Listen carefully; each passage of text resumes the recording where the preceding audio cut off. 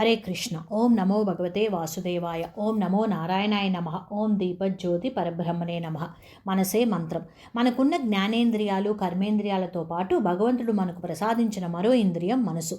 అది కంటికి కనపడకుండానే అనేక ఇంద్రజాల మహేంద్రజాలను అనుభూతిలోనికి తెస్తుంది. సాక్షాత్తు పరమశివుడిని ద్వంద్వయుద్ధంలో జయించి పాశుపతాస్త్రాన్ని వరంగా పొందిన అర్జునుడిని సైతం, కృష్ణ నా శరీరం వణుకుతున్నది, నాలుక పిడిచకడుతోంది, కళ్ళు బైర్లు కమ్ముతున్నాయి, గాంధీవం చేతి నుంచి జారిపోతున్నది అనేట్లుగా బలహీనుడిని చేసింది అతడి మనసే.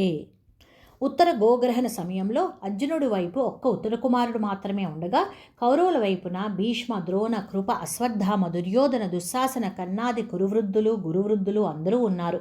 ఆనాడు ఆ వీరాది వీరులందరినీ ఒకే ఒక్క అస్త్రంతో మూర్చిల్ల చేసేంత గుండె ధైర్యాన్ని అర్జునుడికి ఇచ్చింది అతడి మనసే. సాగితే బండి, సాగకపోతే మొండి అనేది మనసుకున్న లక్షణం. అది ఉత్సాహంగా ఉన్నదా మనిషిని నక్షత్ర మండలం దాకా పెంచగలదు, పిరికితనం ముసిరిందా పాతాళ లోకం దాకా కుంగదీయగలదు. మనిషిని గుడిగోపురంలాగా, గిరి శిఖరంలాగా నిటారుగా నిలబెట్టగలిగేది మనసే. కూకటి వేలతో సహా కూలిపోయిన వృక్షంలాగా నేల మీద పడవేయగలది మనసే.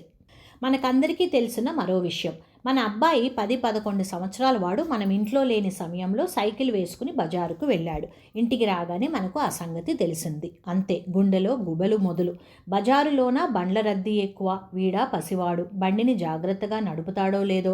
మనం జాగ్రత్తగా ఉన్నంత మాత్రాన సరిపోతుందా? అవతలి బండివాడు కూడా జాగ్రత్తగా ఉండాలి కదా. వాడు వీడి మీద పడితే బతుకంతా వైకల్యమే కదా. ఈ ఆలోచనలకు అంతు ఉండదు. ఆలోచిస్తున్నంతసేపు గుండె దడదడ. నిజంగా మన పిల్లవాడి జరిగిన ప్రమాదమేమీ లేదు. ఆ ప్రమాదాలన్నీ మన మనసులోనే, మన ఊహలలోనే జరిగి మనకు నరకాన్ని చూపిస్తాయి. ఇంతలో మన మిత్రుడు వచ్చి విషయం తెలుసుకుని నవ్వుతూ, ఒరే మీ వాడు మా ఇంటికే వచ్చాడురా, మా వాడితో ఆడుకుంటున్నాడు అని చెబుతాడు. అంతే, మన ఆవేదన అంతా అరక్షణంలో అదృశ్యం. మన మనస్సు ఇంద్రజాలకుడు సంచి. అందులో ఉండని వస్తువు ఉండదు, ఉండని విషయం అంటూ ఉండదు.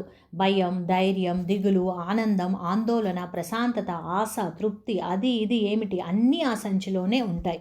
హాయిగా నిద్రపోతుంటాయి. దేన్ని మేల్కొలిపితే అది మేల్కొని మనకు దుఃఖాన్నో ఆనందాన్నో కలిగిస్తూ ఉంటుంది.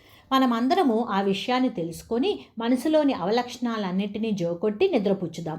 ఆనందాన్ని, ధైర్యాన్ని, సంతృప్తిని మేల్కొలుపుదాం, బయటకు తీద్దాం. వాటి తాలూకు ఆనందాన్ని అనుభవిద్దాం. ఆ అనుభూతులను ఇతరులకు పంచిపెడదాం. అప్పుడు మన మనసు మనకొక వరమే అవుతుంది. సర్వం శ్రీకృష్ణార్పణమస్తు. సర్వే జనా సుఖినో భవంతు.